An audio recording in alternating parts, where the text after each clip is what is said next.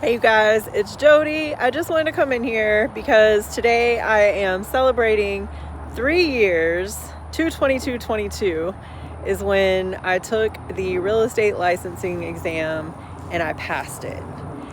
Now, it's one thing to take the exam, but for someone who had some very low self-esteem as far as taking tests like that, I developed test anxiety when I was in physician assistant school back in 2011.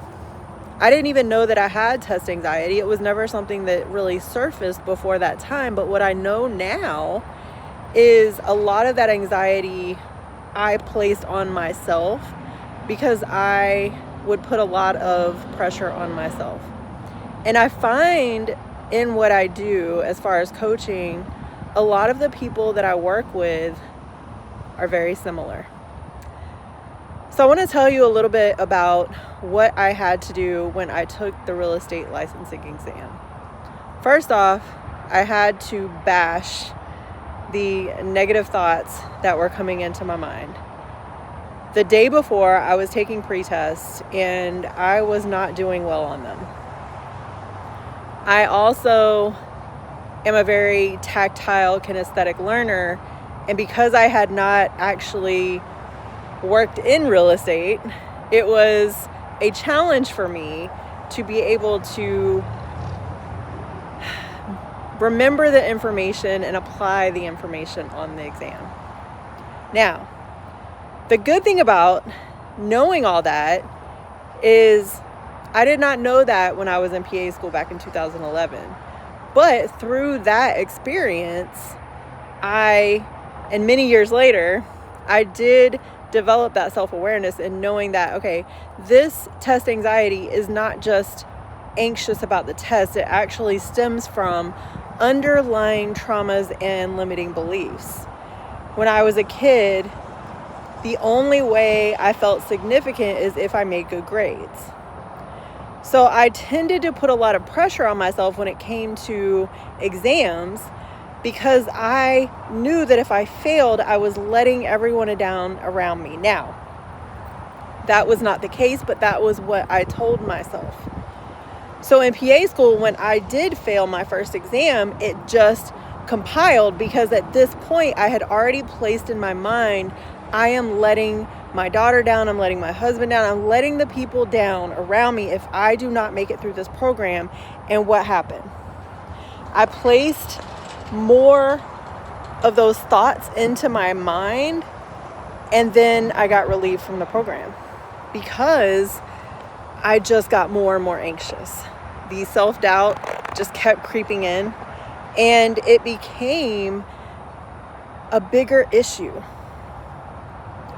So here I am, we're in 2025 now.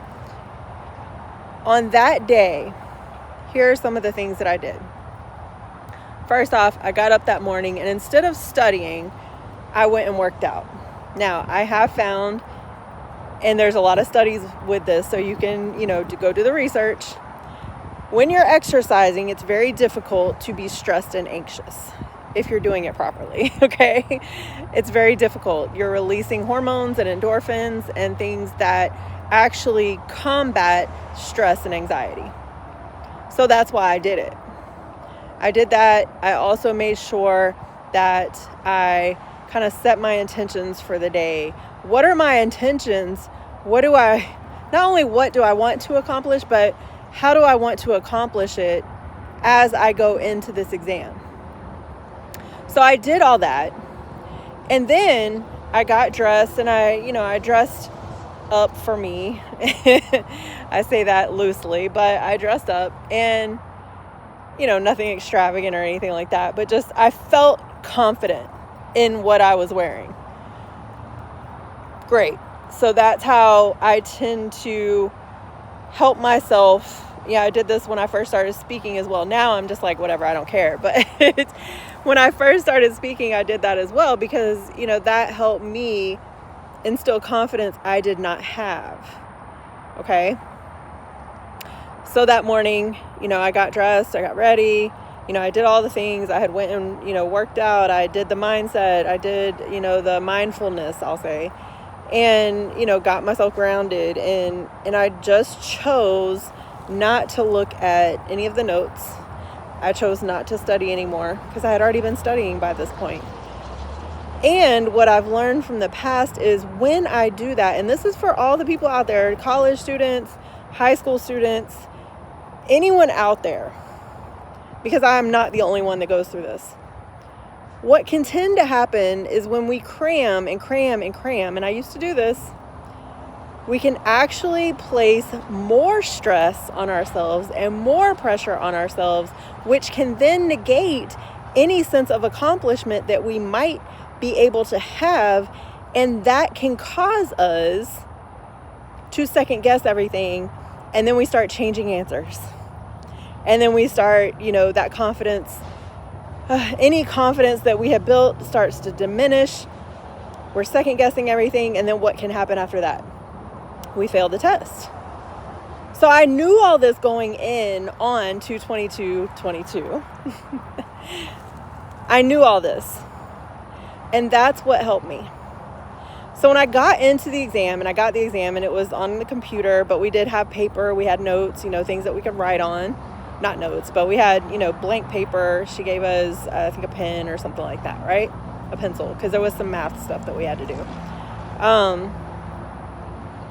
And I remember when I sat down, before I even opened up the exam on the computer, I told myself, don't stress what you don't know. Now, why did I do this? I had to initiate a thought that could then negate any self-doubt. Okay? So I want you to listen to me.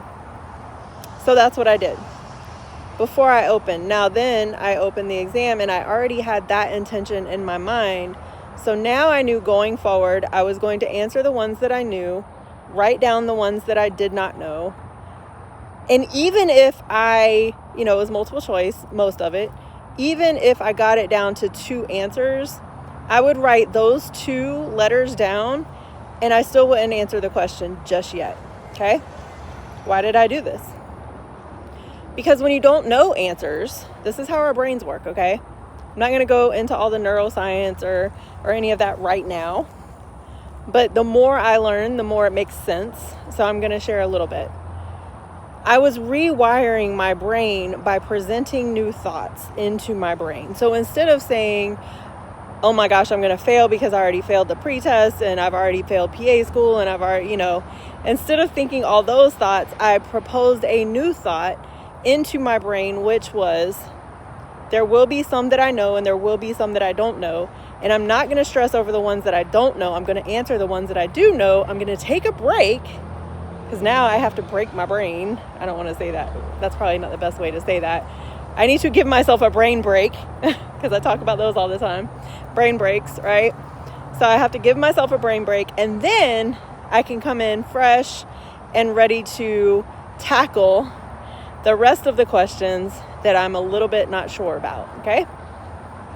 So as I'm talking about this, I want you to think about a situation in your life that you can apply this in, okay? It might not be a test. It might be a test of life, right? A challenge, something that you have in the past doubted yourself on, or that has shown to not be successful in your life. And you can choose to shift those thoughts into this new thing, okay? So that's what I was doing here. So I opened the exam, I began to answer the questions, and I did exactly what I set myself out to do. I answered the ones that I did not know, and as I kept going, I wrote down the ones that I did not know. Did I say that correctly? I answered the ones that I did know, and I wrote down the ones that I did not know yet, okay? I say yet because that does not mean I will never know them, okay? But in that moment, as I was taking the test, the first round, I did not know the answer to those questions. So I wrote them down.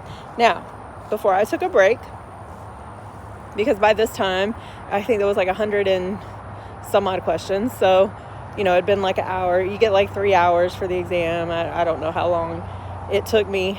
to get through the first part, but I know it was for a while, and I had to use the restroom and, you know, all the things, because I drink a lot of water. Anybody that knows me knows that.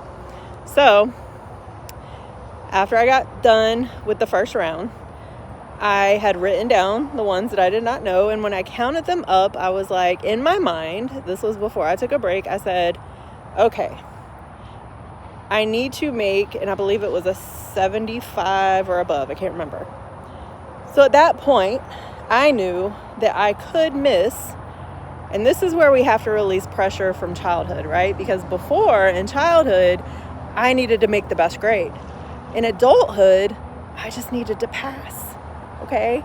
Because what I'm really gonna learn is what I apply when I get out into the field. That's how I was so successful with personal training and nutrition and all the things, because it was experience. It was not the certifications. Okay, now bodybuilding, the certification I got in bodybuilding, I had already been bodybuilding for a few years, right? So I had the experience before I went and got the certification. That is important to remember. It's not the piece of paper that makes you, okay? It's what you do once you get that piece of paper. It's what you've done before you get that piece of paper. It's the experience that you have in those fields that allows you to be good for the people you desire to serve, okay? And for yourself. So I did answer the questions. I wrote down and I counted them up and I said, okay, even if I get all of these wrong, I still have a high probability of passing. Now, I also looked at them and I was like, but for a lot of these, I've narrowed it down to 2 answers. So that's a 50-50 shot. So the chances of me missing all of these probably isn't that high, as long as I don't second guess myself. So I made a promise to myself. I was not going to change any answers that I was very sure about, and I would not change it unless I was 100% sure it was the answer I was changing it to. No doubt whatsoever, okay? So I went and took my break. I went to the restroom. I came back. And I had already set that intention, so I reset that intention again. Before I started again, I reset that intention into my brain. What am I doing? I'm reprogramming. I am initiating new thoughts. So before I started again, I said, okay, keeping my promise to myself, I am going to go back. I'm going to take my time. I'm going to read the questions thoroughly. I'm going to see what I can respond to, what I can answer.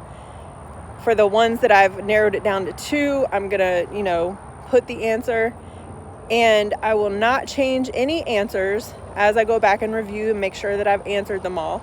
I will not change any answers unless I'm 100%, 0 doubt whatsoever that the answer I'm changing it to is correct. So that's what I did. I kept my promise to myself, but had I not programmed that into my brain before I started, and again, I cannot promise you that I would have passed that exam. Now, I'll never know, but I don't want to find out, because I've already seen what happens when I add extra pressure to myself. So why am I doing this video? Because it's not about the fact that I got the real estate licensing exam. That initiated a new journey for me that started me on this journey of being more confident in who I was. I was no longer the failed PA student, Jody, okay? I was no longer the number that the Air Force threw away, Jody, okay? These were things that I used to tell myself. In that moment, as she handed me the sheet that said pass, and it didn't have a number grade, you guys, I still don't know to this day what I got on that exam, but I don't care. And that was the beauty of it. When she handed me that sheet that said pass, you guys, it was like a weight had lifted off of me. My test anxiety, I had cured my test anxiety by simply injecting new thoughts. So this weekend, I'm learning more about a method called the Cortina method, and I'm getting certified as a practitioner in it. And that's what we're talking about.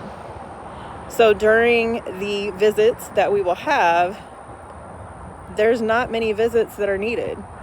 1, maybe 2. And this is for people with complex PTSD. These are people with complex limiting beliefs, things that they've been dealing with since childhood. Me, right? being able to get through those and work through those in 1 to 2 sessions. But guess how we're doing it? Neuroscience and injecting new thoughts into the brain. There's a lot of science behind this stuff, you guys. And I encourage you to begin doing the work. Because if we're not willing to do the work, we can never change the programming that has been holding us back and keeping us stuck for all of our lives. It's there. Sometimes we're just not aware of it. So if you think about something that, a limiting belief that you may have, I'm not worthy, no one will ever love me, any of those things, I promise you, we can work through those things. So if you trust me, I won't just be there for your real estate needs. I will be there for all of your needs as much as I can. And if I don't know how to do it, I know somebody that does. Have a great day. Thank you for watching. And just remember, an investment in yourself is an investment you'll never regret.